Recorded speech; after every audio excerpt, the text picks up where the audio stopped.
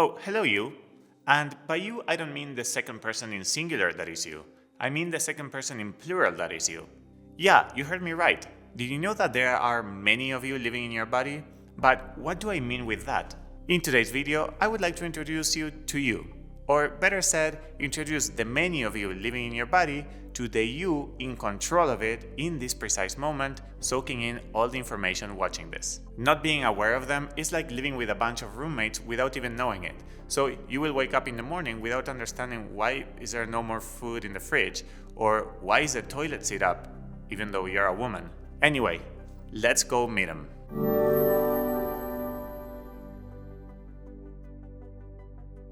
Hi there, I'm Ivan with over a decade of experience facilitating healing ceremonies. In such context, people came with all sorts of questions and intentions about the things that they would like to improve and heal in their lives. In 99% of the cases, at some point during the healing experience, we come across a specific roadblock that, if we don't acknowledge it for what it is, then the healing process gets stuck.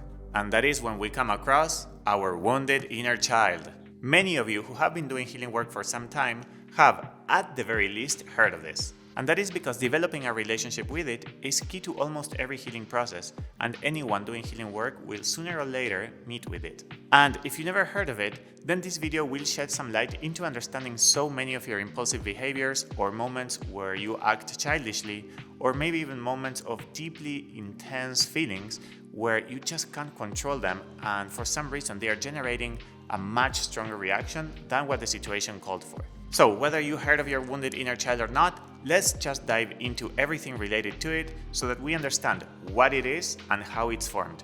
So first, what is the wounded inner child? I'm going to go to an example first and then go to the theory. The story of Charlie and the Chocolate Factory works perfectly for this. So, Willy Wonka's father was a dentist. In Halloween, he came back home really happy, full of candy from doing trick or treat. His teeth-obsessive father, who was also pretty aggressive and punishing, tells him that all this candy is really bad for his teeth, especially the chocolate, and he burns it in the fireplace, dismissing all the happiness that Wonka was feeling in that moment. What did he become as an adult? A chocolatier. And a really good one, of course. Now, you can say that this is just simply rebellion against his father, and it is very likely that part of that is true. But even if that would be the case, that is just what's happening in the surface. The rebellion is caused by something else. It isn't Adult Wonka who created a chocolate factory. It was his inner child using Adult Wonka's body. You see, in the moment when Wonka's happiness is dismissed with punishment and aggression, a part of his emotional body disconnects and goes offline in order to bear the pain. That moment of happiness is a moment of openness and vulnerability where his defenses are down, expecting his dad to share those emotions with him, for example, celebrating how much candy he got. When the happiness is dismissed, that moment is just too painful to bear, so much so that part of his emotional body, the one that is connected to his father's approval, gets disconnected and goes offline. This is an automatic protective mechanism that Wonka can't control or is aware of, and this ensures that if this ever happens again, then there won't be as much openness and vulnerability, and therefore it will not hurt as much. This mechanism makes sense because if this already happened at least once, it means that he lives in an environment where this is likely to happen again. When you're punished for the first time, since it is the first time, you didn't know that could even happen. It wasn't within the realm of possibilities. It catches you by surprise, and so the level of pain experienced is really intense. But in the 20th time, even though it's obviously not pleasant, you already know that that can and probably will happen, so your defenses are already up. The more that your emotional body gets protected with each punishment, the less that it will hurt each time. How does the emotional body get protected then? By disconnecting. The more you disconnect, the less you feel. It's pretty simple. Like with your Wi-Fi. The weaker your Wi-Fi connection, the less information that it gets to your computer. The same happens with physical pain. The parts of your physical body that have less nerve endings, which is the same as to say less connections, experience less pain when they get hurt. For example, your earlobes. Emotions work in the same way. The weaker the connection, the less information that you will receive. In this case, it would be the information of how emotionally painful that situation is. You can simply remember this. The need for disconnection is caused by pain in the emotional body. If you would like to know what the emotional body is, I made a full detailed video on that topic, which you can check up here or in the description below. So how was that pain in the emotional body inflicted? On the surface, it seems like the pain is inflicted by his dad punishing him instead of being happy for him. But if we analyze deeper what's really happening, we'll see that it is not about the punishment. It is about a key process that will help us understand everything related to trauma, including the wounded inner child. And that is when an emotional need is not met. In the case of Wonka, his needs are to be supported, to be celebrated, to feel his joy is shared, to be cared for, to be seen, to be free to express, and ultimately to feel loved. When his dad dismisses him and punishes him, all of those needs go unmet. That is the beginning of trauma. As a matter of fact, that is one of the definitions of trauma, which is when an emotional need goes unmet. And when trauma happens, a part of our emotional body disconnects in order to bear the pain and goes offline. That leaves an empty emotional space in us, and that space is called a wound. So by definition, a wound is the empty space left in our emotional body after a traumatic experience has happened. That space, since it's empty, creates a need to be filled again, like an empty stomach wanting food. The only thing that can fill that space again is the original need going met. But since that will not happen, otherwise the wound wouldn't be there to start with, then it seeks for the closest similar thing. I made a whole series of videos explaining how trauma starts, how it works, and how to heal it, which you can check up here or in the description below. That's why I will not go into details on that right now, but I do recommend you to check it out after you finish this video. Going back to our topic, what is the wounded inner child then? It is the version of you who got wounded at a certain age, having a specific unmet emotional need, seeking for it to be met. What, do you think that once an emotional need goes unmet and some time passes, you will forget about it? I promise you, you don't. It stays there, and it will stay there forever, unless we eventually heal it. But until that happens, it will show up all the time in an array of different ways, completely shaping your personality, your needs, your reactions, and your triggers. We can then say that the version of you who got wounded at an early age follows you everywhere, asking for that thing that will soothe the pain. In the case of Willy Wonka, chocolate might not have been that big of a deal in his life, but because he got wounded around it, then that wounded inner child is following him everywhere to the point where he even became a chocolate factory owner. And no amount of chocolate will ever heal his wounded inner child because it was not chocolate what wounded him. Chocolate was just consequential. I said the word chocolate so many times, don't tell me that you don't want a bar of chocolate right now. That's why the sponsor of this video… No, I'm joking. Anyway, chocolate was just consequential. It could have been a peach or a toy or being punished by not being able to watch cartoons. What wounded him was his emotional needs going unmet. So the only way for Wonka to heal is by having those needs met. However, even though chocolate will not heal him, it will soothe his pain because he is receiving that thing that seemingly wounded him, or that was the instrument around the wound. That's why it feels so good for him to receive it, because when he eats chocolate, he is unconsciously feeling all of those things opposite to what wounded him. So he's feeling validated, not alone, joyful, cared for, seen, and loved exactly in all of those places where he felt the opposite of those things. There could be even moments where he just can't control himself and eat all the chocolate he can, especially if some of those wounds are triggered by an unrelated situation. In that moment where he can't control himself, it isn't the adult version of him who's binging in the chocolate. It is his wounded inner child wanting to be soothed. When the inner child comes out, it can do it with such strength and intensity that there might be simply nothing that we can do to stop it. Now, how does this apply to you? Well, just change the word chocolate with sex or alcohol or other substances, or not being able to ever be alone, or always wanting to be alone, or whatever it is that soothes your wounded inner child.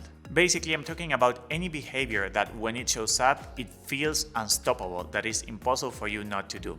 This is how most addicting behaviors are born and maintained. So an addicting behavior is nothing else than a wounded inner child inside of a person seeking to be soothed, which, for unique reasons related to that person's wounded, it finds relief in whatever that person is addicted to. As I mentioned, that could be any substance, but it could also be TV or social media validation, gambling, or even being a workaholic. When any of those behaviors are active, what's really happening is that we have a child inside of us saying, "Please see me, please love me."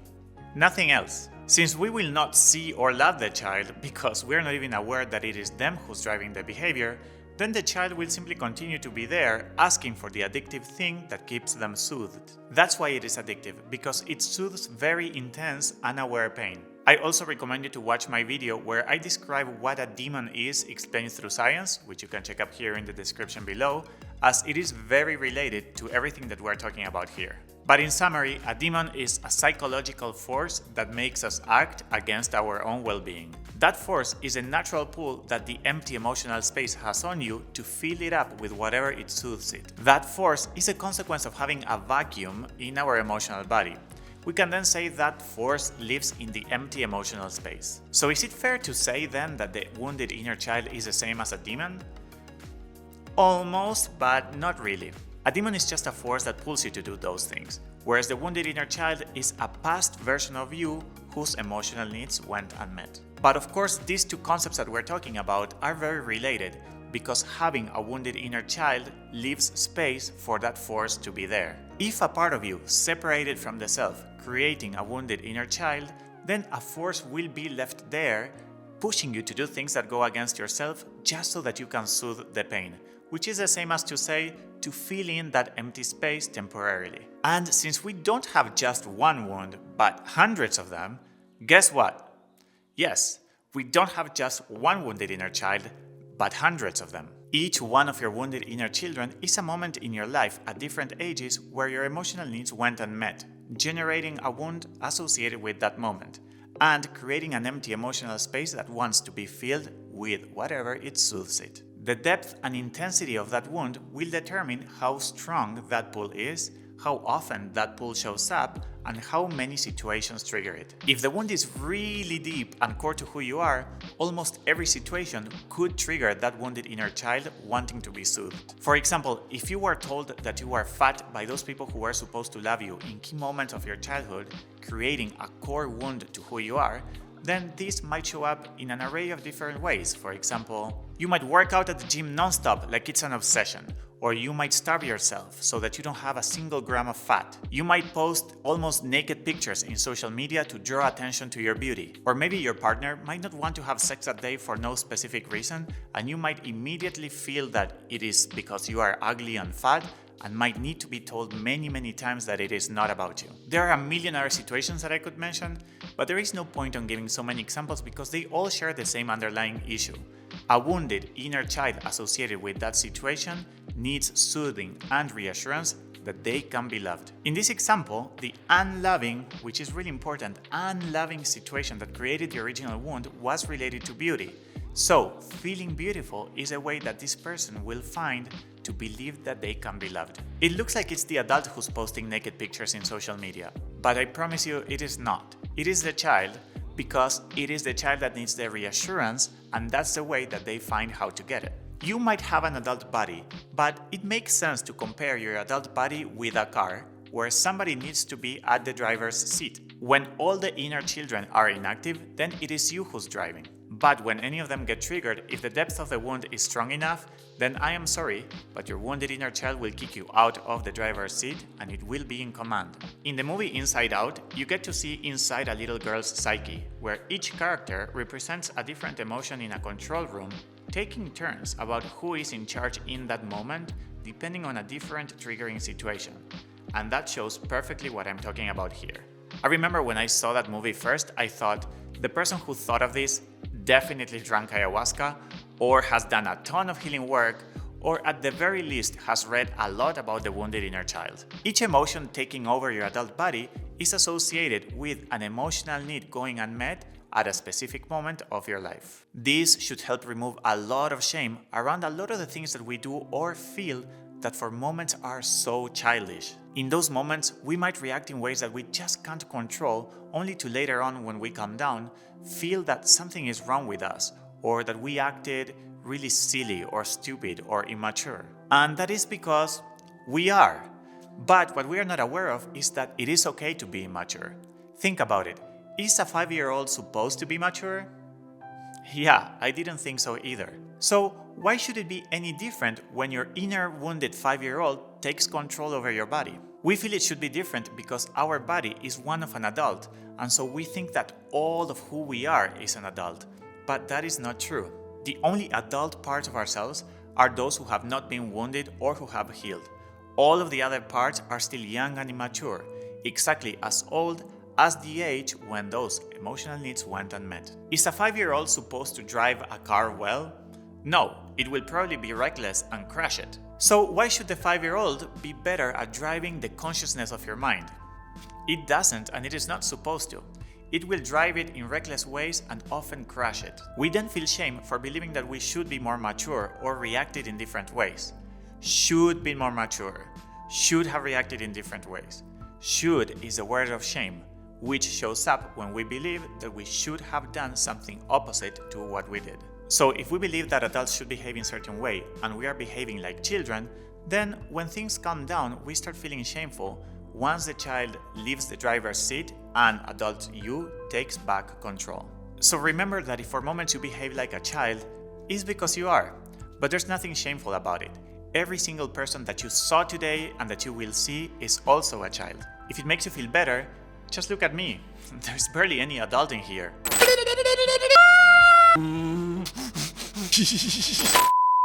Sorry, I just got triggered and my wounded inner child kind of took control over my body. Anyway, none of us is supposed to not have wounded inner children inside of us because none of us is faulty for the ways in which our emotional needs have gone unmet. It is not our responsibility to meet our own emotional needs when we are children.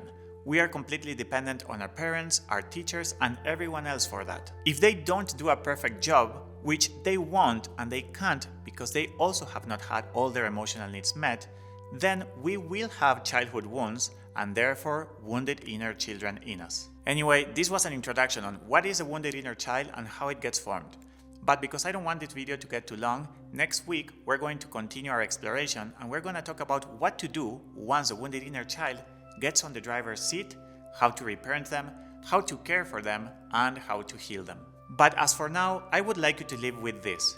Shaming yourself for sometimes behaving like a child is doing to your inner child the exact same thing that created it, which is dismissing its own emotional needs and its call to be seen and loved. If you were to remember one thing from this video, I would like you to remember this. It is okay to sometimes behave like a child. You are not faulty for its existence or for it taking control over your body sometimes. If you can de-shame the experience, you will be able to do the first step to heal it, which is to acknowledge its presence when it shows up. Just say, it isn't all of me who's behaving like this. It is a wounded part of me that I am not faulty for, asking for the attention that it never got. I might not know how to give that attention to it yet, but at the very least I can acknowledge its existence rather than going the self-blame route. That is already more than what it already got. Hi little me, I see you. I might not know what you want yet, but I see you and I will do my best to be here for and with you. If you manage to just do that, you will notice very quickly how much easier it is to be in connection with your inner child. Your journey to heal your many wounded inner children in that moment has already started. You, me, and everyone else, we are all Willy Wonka. A summary of this video has been made and put together in a beautiful PDF so that you can refresh your memory of the contents presented today anytime that you want. If you would like to get it, the link is in the description below. I hope that you learned something new today. Don't forget to like the video if you did, and thank you so much to all of my Patreon supporters who help me keep putting out this much necessary content out there. And I'll see you next week. Bye! Click on the left square to watch another video I made on a related topic. All my content is free. If you appreciate it and wish to assist me to continue releasing this kind of content, please consider supporting me on Patreon. You can also follow me on my socials and subscribe to this channel.